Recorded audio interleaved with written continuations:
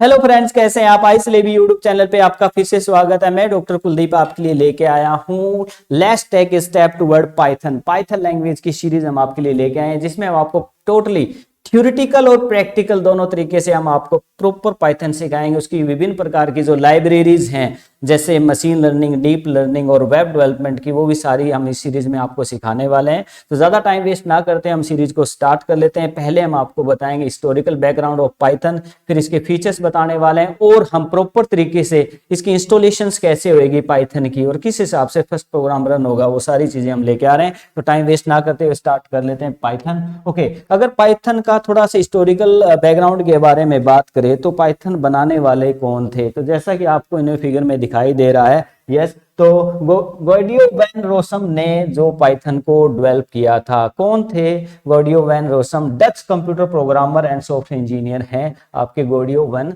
Rossum. Born in Netherlands में उन्होंने जन्म लिया था। Okay, he created a Python as a scripting language for Amoeba operating system. Amoeba operating system के लिए इन्होंने जो लैंग्वेज तैयार करी थी सबसे पहले। ओके, उसके बाद he choose the name Python because he was fan of. इन्होंने इस लैंग्वेज का नाम पाइथन क्यों रखा? Okay, he choose the name Python because he was fan of British comedy group Monty Python flying circus. एक सर्कस थी मोंटी पाइथन फ्लाइंग सर्कस, उसके ये फैन थे उस सर्कस के, तो इसलिए उन्होंने वहां से, इनको कोई अजीब सा नाम, अच्छा सा नाम लेना था जो कि अलग से दिखे, तो इन्होंने वहां से नाम उठा लिया था पाइथन। ओके, अगर हम इसकी बात करें about the Python, Python is a high level object oriented. ये एक हाई लेवल लैंग्वेज प्रोग्रामिंग है जिसमें हम टोटली इंग्लिश टाइप लैंग्वेज होती है, जिसमें इंग्लिश में ही टाइप करते हैं लगभग, और ऑब्जेक्ट ओरिएंटेड जिसमें class, object, inheritance, constructor, destructor ऐसे कॉन्सेप्ट यूज होते हैं। और ये इंटरप्रेटेड लैंग्वेज है। देखिए, तीन प्रकार के ट्रांसलेटर होते हैं, कंपाइलर होता है, इंटरप्रेटर होता है, असेंबलर। जो लाइन वाइज लाइन, एक लाइन लिखेंगे उसी से मैं उसको कैलकुलेट कर देगा, उसको एग्जीक्यूट कर देगा, तो वो इंटरप्रेटेड लैंग्वेज होती है विद डायनेमिक सिमेंटिक्स। और ये लैंग्वेज जो है वो डायनेमिक सिमेंटिक को भी रिप्रेजेंट करती है। अब डायनेमिक सिमेंटिक क्या होते हैं? देखिए, जब हम, एक तो होता है कंपाइल टाइम, एक होता है रन टाइम। कंपाइल टाइम और रन टाइम में फर्क होता है। जब आप रन टाइम में डाटा टाइप्स एलोकेट्स होते हैं, डाटा टाइप्स का आइडेंटिफिकेशन होता है, रन टाइम में जो वैल्यू दोगे उसी से मैं डाटा टाइप एनालिसिस हो जाए कि इंटीजर है, फ्लोट है या कैरेक्टर है, तो वो क्या कहलाता है? आपका डायनेमिक सिमेंटिक्स कहलाता है, रन टाइम जो कैलकुलेशन करता है।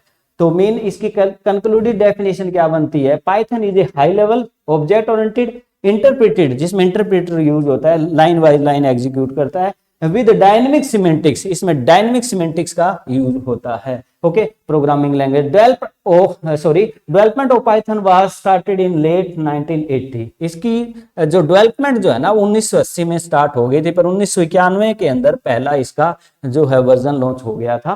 Development of the Python was started in late 1980 by Guido van Rossum. Python language inspired by, कौन कौन सी लैंग्वेज के आधार पर ये लैंग्वेज जो बनी थी? वो एबीसी लैंग्वेज, मोडुला 3 और सी लैंग्वेज जो इसके आधार हैं, इसके ऊपर ये इंस्पायर्ड है। तो ये अबाउट द पाइथन था। उसके बाद हम आगे नेक्स्ट स्टेप पे बढ़ते हैं। Yes, road map of Python by doctor Kuldeep. मैंने इसका एक रोड मैप तैयार किया है, क्योंकि लगभग कई बार हमें लगता है कि हम पाइथन सीखें, कहाँ से सीखें, कितनी सीखें, क्या क्या कॉन्सेप्ट हमें किस सीक्वेंस में करने चाहिए। वैसे तो सी प्लस प्लस जावा हम सीखते हैं, उसकी सीक्वेंस तो आसान सी रहती है।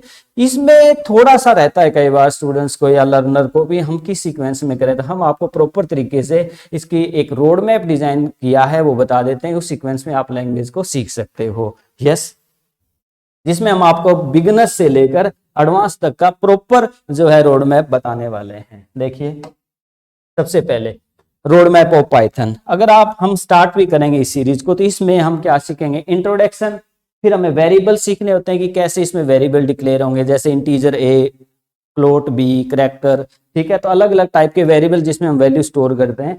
तो पहले इंट्रोडक्शन, फिर वेरिएबल्स, फिर कमेंट्स। मान लो लैंग्वेज लिखते समय उसके साथ कमेंट लिखने होते हैं कि कोई भी स्टेटमेंट अगर हम यूज करते हैं तो वो किस लिए यूज हो रही है। साथ में हेल्पिंग जो लाइंस हम लिखते हैं, जो कि एग्जीक्यूट नहीं होती पर वो कोड के अंदर होती है, जिनको हम एज ए कमेंट मानते हैं कि वो उस लैंग्वेज, उस स्टेटमेंट के बारे में इंफॉर्मेशन होती है, उसको कमेंट बोलते हैं। डाटा टाइप, कौन कौन से डाटा टाइप्स यहाँ यूज होने वाले, integer, float, character, double, bit वगैरह। ओके, और टोकन्स, इसमें काफी सारे कॉन्सेप्ट्स आ जाते हैं। देखिए कोई भी बेसिक लैंग्वेज होती है, ये लगभग कॉन्सेप्ट उसमें आपको मिल ही जाएंगे हर एक में। टोकन्स जैसे कीवर्ड्स क्या है, कैरेक्टर सेट क्या होता है, कांस्टेंट क्या है, वेरिएबल क्या है, आइडेंटिफायर क्या है, पंक्चुएटर क्या होते हैं, ऑपरेटर के टाइप क्या होते हैं, वो सारे आपके टोकन के अंदर आ जाते हैं। इसी प्रकार हम कंट्रोल स्ट्रक्चर भी पढ़ेंगे। 3 प्रकार के कंट्रोल स्ट्रक्चर होते हैं, सीक्वेंशियल, सिलेक्शन एंड लूपिंग। जैसे कोड लिखा, लगातार एग्जीक्यूट हो रहा है तो सीक्वेंशियल है, बीच में से एक कोड यूज हो रहा है, एक नहीं हो रहा है एग्जीक्यूट, तो वहां सिलेक्शन कंट्रोल है। तो सिलेक्शन कंट्रोल और लूपिंग कंट्रोल, जिसमें loops, for, while, do while, ऐसे जो लूप्स होते हैं वो हमें सीखने चाहिए। उसके बाद जो हम रोड मैप की बात करें तो लिस्ट, इसमें जो है अलग जो है अदर लैंग्वेज से ये अलग कैसे कि इसमें जो है ना कलेक्शन ऑफ एलिमेंट्स के ऊपर बहुत ज्यादा काम किया हुआ इस लैंग्वेज के अंदर। तो इसमें लिस्ट है, जो एलिमेंट्स की कलेक्शन होएगी उसके ऊपर काम करेंगे। सेम ऐसा ही टप्पल है, सेट है और डिक्शनरी। तो ये 4 कंसेप्ट जो है वो कलेक्शन ऑफ कंपोनेंट पे काम करता है, पर चारों में फर्क है।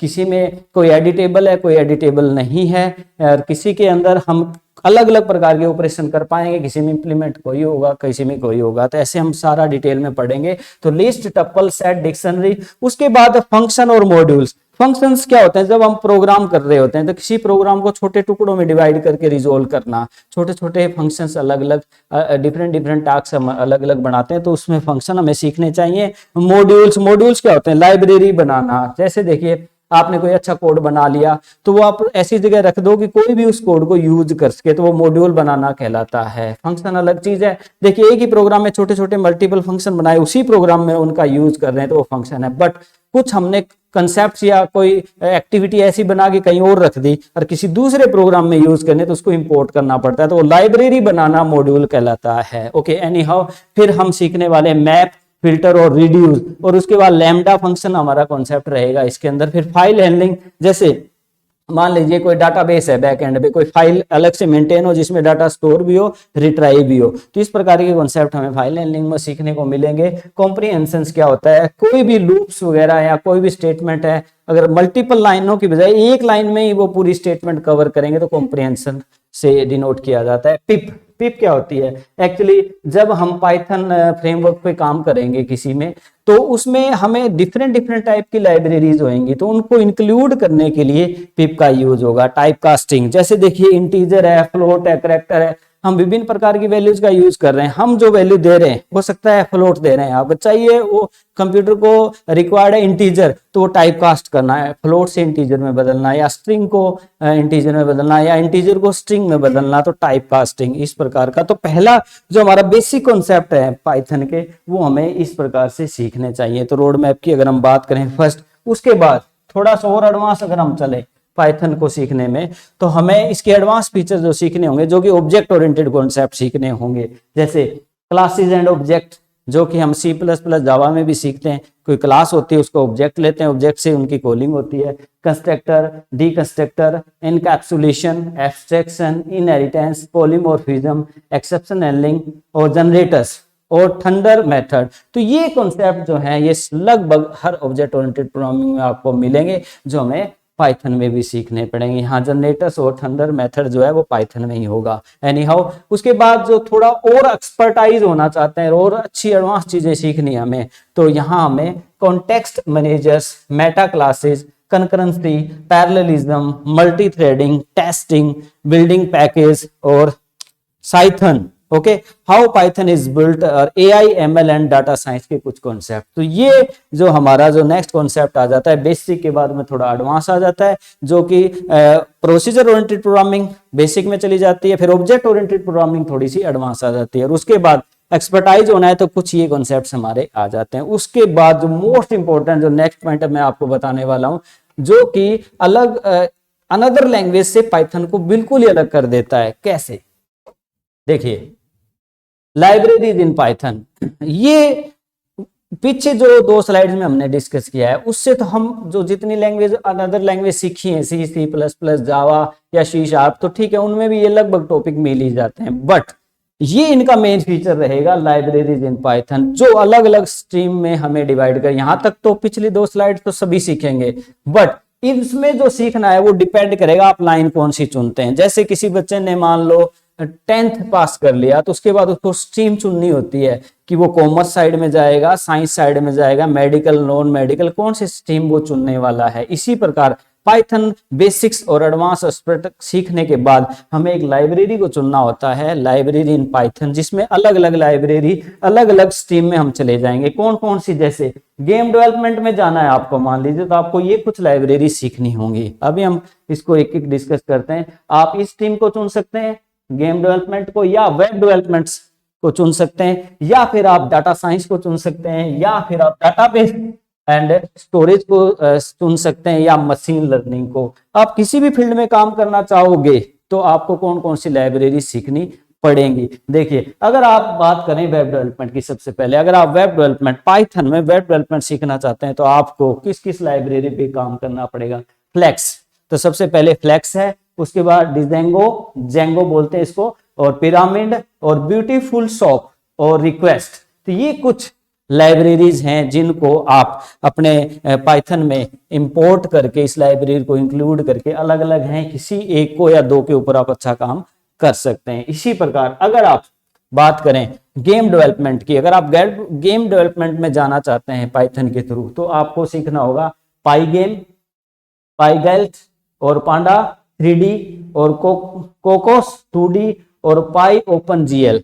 तो ये कुछ लाइब्रेरी हैं जो गेम डेवलपमेंट में काम आती हैं। तो देखिए, हमें बेसिक लैंग्वेज सीखने के बाद में किसी फील्ड को चुनना है तो इनका हमें पता होना चाहिए उसमें कौन सी लाइब्रेरी किस फील्ड की है। इसी प्रकार हम डाटा साइंस की अगर हम बात करें, भी आप डाटा साइंस में जाना चाहते हैं पाइथन के थ्रू, तो आपको नमपाई सीखना पड़ेगा, मैटप्लॉटलिब सीखना पड़ेगा, या एसटीआई पाई, साईपाई सीखना पड़ेगा, या सीबॉर्न। ठीक है, तो ये डाटा साइंस की लाइब्रेरीज होती हैं जिनके थ्रू डाटा साइंस के कंसेप्ट्स आप पाइथन में इंप्लीमेंट कर पाओगे। इसी प्रकार अगर आप database and storage, backend database का क्रिएट करना है, वो किसी के लिए भी हो सकता है, अनदर फील्ड के लिए भी, तो यहां आपको पिकल और एसक्यूएलाइट और मोंगोडीबी, एसक्यूएल, एल्कमे और पांडाज डाटा रिकॉर्डर। तो इस प्रकार से ये अगर आप सीखते हो डाटाबेस स्टोरेज के लिए ये लाइब्रेरी पाइथन के थ्रू, तो आप जो है डाटाबेस एंड स्टोरेज को सीख सकते हो अच्छे से। इसी प्रकार अगर आप मशीन लर्निंग में जाना चाहते हैं, फील्ड में जाना चाहते हैं, तो आपको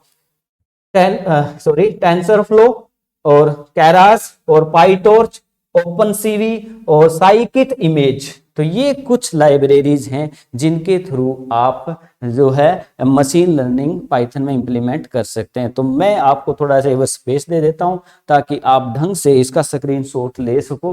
पहले तो आप इधर से एक स्क्रीनशॉट ले लीजिए और फिर अब आप ले लीजिए यहां से। तो ये बहुत ही मोस्ट इंपॉर्टेंट टॉपिक था जिसमें हमने आपको डिफरेंट लाइब्रेरी डिस्कस की कि आपको एक रोड मैप पे चलना है। तो पहले बेसिक, फिर एडवांस, फिर एक्सपर्ट सीखने के बाद आप यहां आ जाते हैं। यहां आपको एक फील्ड या दो फील्ड जो चुनने आप चुन सकते हैं। ओके, उसके बाद यस, फीचर्स ऑफ पाइथन, जैसे कि हम आपको बता रहे हैं कि रोड मैप डिस्कस होने के बाद में हम थोड़ा basic about the Python discuss किया था, अभी किसने बनाई थी, कब बनाई थी, थोड़े से फीचर्स भी हम डिस्कस कर लेते हैं क्योंकि एग्जाम पॉइंट ऑफ व्यू से भी हमें पता होना चाहिए, वैसे भी नॉलेज होनी चाहिए।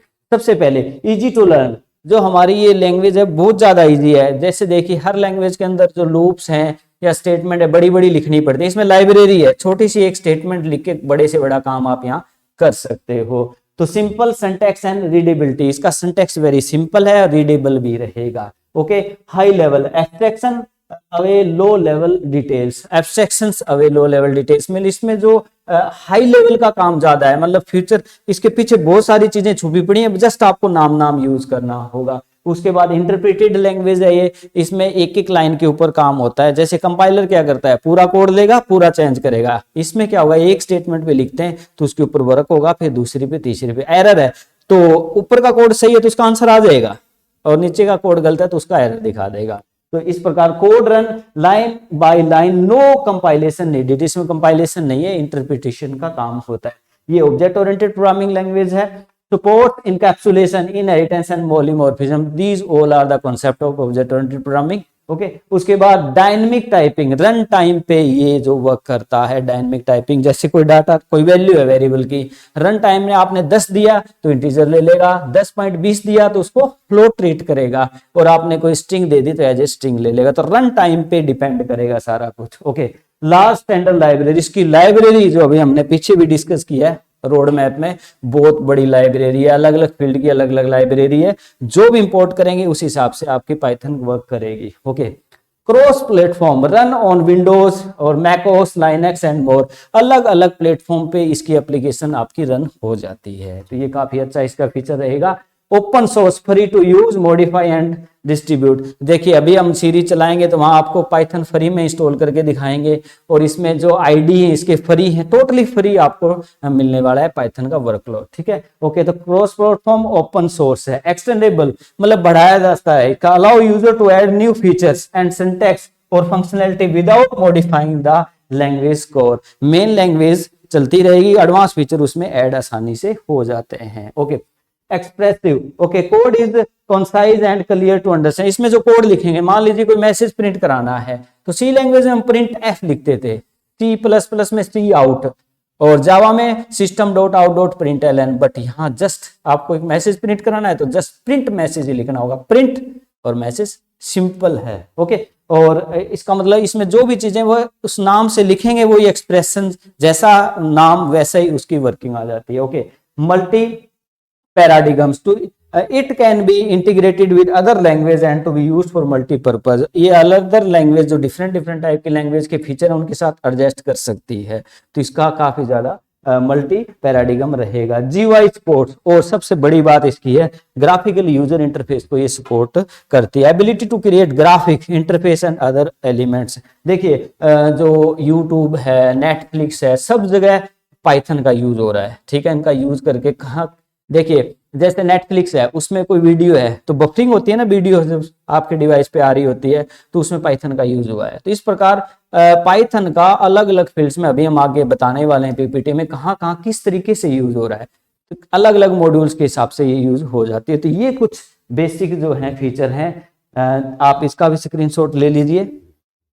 ओके शायद आपने स्क्रीनशॉट ले लिया होगा, आपको राइटिंग में यूजफुल रहेगा। उसके बाद yes applications of Python, Python जो की एप्लीकेशन क्या है, कहाँ कहाँ पाइथन जो आपकी यूज हो सकती है। ठीक है नेटवर्किंग प्रोग्रामिंग, जो नेटवर्क के प्रोग्राम होते हैं जो डाटा ट्रांसफर के, तो उसके दौरान जो प्रोटोकॉल्स वगैरह क्रिएट करने होते हैं वहां आपका पाइथन यूज होता है। नंबर 2 डाटा एनालिसिस, डाटा मान लो बहुत सारा डाटा है जैसे शेयर मार्केट है या कोई भी डाटा है जिसका कैलकुलेशन निकाल के हमें कोई रिजल्ट फाइंड आउट करना है, तो वहां डाटा एनालिसिस में यूज होता है। रोबोटिक्स, जो रोबोटिक्स डिजाइन होते हैं वहां पर भी आप पाइथन का यूज कर सकते हैं।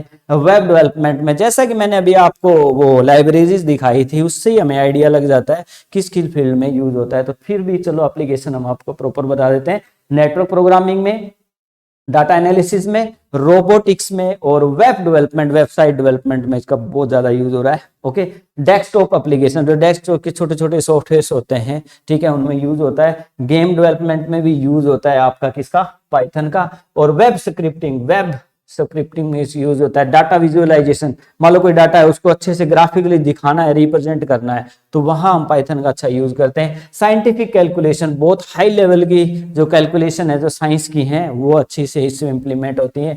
आर्टिफिशियल इंटेलिजेंस जो आया है वो पाइथन ज्यादा सपोर्ट कर रही है उसको, बहुत ही ज्यादा। ओके मशीन लर्निंग में बहुत ही ज्यादा पाइथन का यूज रहेगा। सॉफ्टवेयर डेवलपमेंट, विभिन्न प्रकार के जो सॉफ्टवेयर बनते हैं वहां पर भी यूज रहता है आपका किसका, पाइथन का। तो ये कुछ एप्लीकेशंस हैं जहां हम पाइथन का यूज करते हैं। उसके बाद yes see how wide Python is, हम यहाँ कुछ आपको बताते हैं पाइथन इतनी वाइड क्यों है, कहाँ कहाँ कैसे है।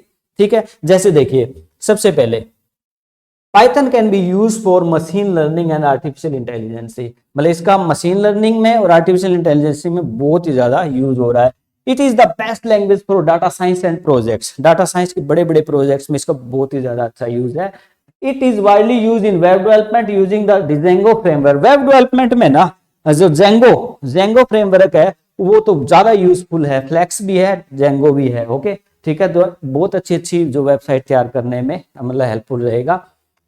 सम website powered by Python and Django. Okay, Python का यूज करके कुछ वेबसाइट जो डेवलप की गई हैं, जैसे जिनका यूज हो रहा है, मीन्स जैसे यूट्यूब है, यूट्यूब के ऊपर जो रिकमेंडेशन होती है वीडियो की भी, कहाँ हमने आप मैंने मान लो अब ये वीडियो डालूंगा तो यूट्यूब इसको रिकमेंड करेगा जगह जगह, तो पाइथन द्वारा डेवलप किया गया मॉड्यूल है। ओके, इसी प्रकार स्पॉटिफाई में, प्रिंटरेस्ट में, इंस्टाग्राम में इमेज प्रोसेसिंग, इंस्टाग्राम आपको पता है इमेज प्रोसेसिंग पे काम करता है, बहुत सारा लार्ज अमाउंट ऑफ डाटा होता है, तो वहां उस डाटा को, इमेज प्रोसेसिंग को प्रॉपर तरीके से मैनेज करने का काम करता है आपका पाइथन, उसमें मॉड्यूल काम करता है। इसी प्रकार ड्रॉप बॉक्स है, नेटफ्लिक्स है, नेटफ्लिक्स में मैंने आपको बताया जैसे हम मूवीज देखते हैं नेटफ्लिक्स का सब्सक्रिप्शन लेके, तो जो मूवी पीछे बैकग्राउंड से हमारे डिवाइस पे लोड होती है उसको बफरिंग बोलते हैं, तो उसकी क्वालिटी को, उसकी स्पीडनेस को बढ़ाने के लिए पाइथन का मॉड्यूल यूज हुआ है। तो यहाँ इन पर्टिकुलर के अंदर जो है फेसबुक में भी यूज हो रहा है, फेसबुक में इतना सारा डाटा है, अब उसको मैनेज करना है तो पाइथन का मॉड्यूल वहां यूज होता है। तो यहाँ इसलिए हम कह सकते हैं कि how wide Python is, reason is that. Okay, तो आज हमने अभी ये सीखा कि पाइथन का रोड मैप क्या है, क्या क्या इसके फीचर्स हैं, इतनी वाइड ये क्यों है, ठीक है, इसके अबाउट द पाइथन हिस्टोरिकल थोड़ा बैकग्राउंड। नेक्स्ट वीडियो में हम लेके आएंगे आपके सामने how to install the Python, और किस प्रकार से हम एक आईडीई मतलब जिसमें हम कोडिंग करेंगे, जैसे कि पाईचार्म है, जुपिटर है, एनाकोंडा है, तो कैसे उसको इंस्टॉल करके पहला प्रोग्राम कैसे रन होगा, नेक्स्ट वीडियो में हम लेके आएंगे। आप अपने चैनल को लाइक, शेयर और सब्सक्राइब कर दीजिए, हम आपके लिए बहुत ही बेस्ट पाइथन का कोर्स लेके आ रहे हैं। Thank you very much. जय हिंद, जय भारत।